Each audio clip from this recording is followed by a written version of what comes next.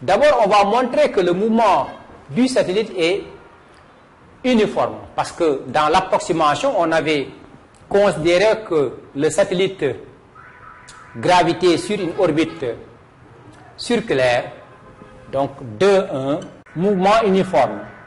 On va prendre le repère de freinée mobile. Dans le repère de freinée, S, T, qui est le vecteur tangentiel, et N, normal. On avait déjà vu ça. On l'a représenté ici. Donc, on voit que N est le vecteur normal. Il est opposé à U. T, c'est le vecteur tangentiel.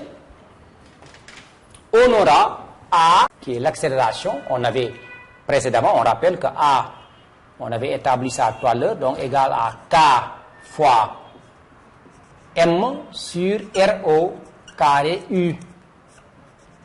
Et on voit très bien que U et N sont opposés. Ainsi, on peut écrire, donc on écrit or, U, le vecteur unitaire U est opposé au vecteur normal.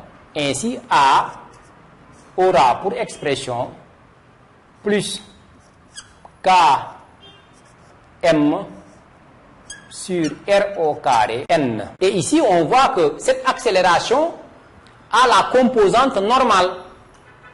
Donc, A égale A normal. Un tel satellite a une accélération qui est normale. Par conséquent, comme on avait vu dans le repère de freinée, l'accélération a deux composantes, on l'avait montré, avec une composante tangentielle et une composante normale. Et ici, on vient de montrer que l'accélération est normale.